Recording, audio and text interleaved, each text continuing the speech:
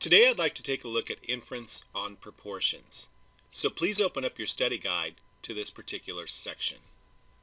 Now let's begin with the conditions for inference. There are three conditions required for inference on proportions. The first condition, once again, is to make sure that we have sampled properly. We're going to assume in our first condition that we have selected an SRS from the population. Once again, we're going to state this in context of the problem. Now recall there's other sampling procedures that are a little bit higher order, but we're going to choose an SRS so we can keep the mathematics simple. So once again, our first condition is that we have an SRS from the population. Next is our rule for normality. Recall in the previous section that to assume approximate normality for proportions, two conditions had to be met. Both NP and NQ needed to be greater than or equal to 10. So we can show that the sampling distribution for proportions is approximately normal by showing that NP is greater than or equal to 10 and NQ is greater than or equal to 10.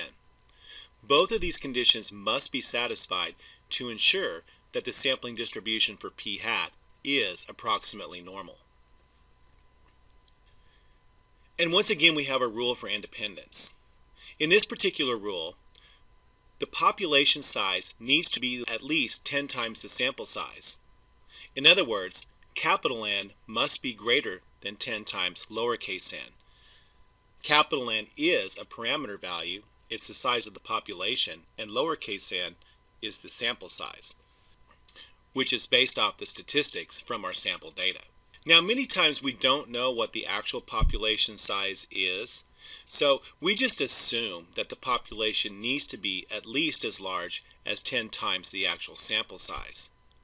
Recall that if we sample too large, then we have to provide the correct adjustment factor for the standard deviation of our distribution.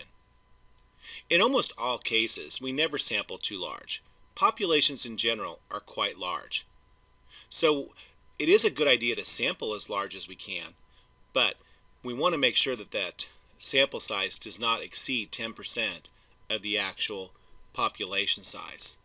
So once again, our three conditions are SRS, normality, and independence.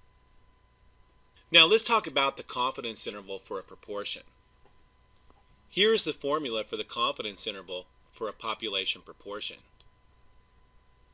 If we're trying to estimate P, the population proportion, based on sample data, we can estimate this by first looking at the point estimate P hat. That's our best guess for the population proportion P. Then we're going to add or subtract the critical value, which is always Z star in the case of proportions, times the standard deviation of the statistic, which is the square root of P hat Q hat over N. The critical value and the standard deviation of our statistic make up the margin of error. So once again, the center of our interval here will be our P hat value. It's our point estimate. To that point estimate, we're going to add or subtract this margin of error component.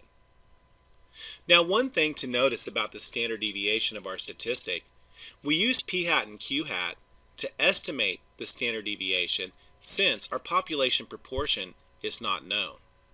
So for confidence intervals, we do not know the value of P, our population proportion. We must substitute P hat for P in both the standard deviation and also when checking conditions. Recall that in our conditions for inference, we were required to show that both products NP and NQ are greater than or equal to 10 to assume that the sampling distribution of P hat would be approximately normal. However, since we don't know the value of P, or there hasn't been an assumption made about the value of P, our true population parameter, we're going to use P hat and Q hat based off of our sample data. So we're going to justify our conditions for approximate normality by showing that both NP hat and NQ hat are greater than or equal to 10. Once again,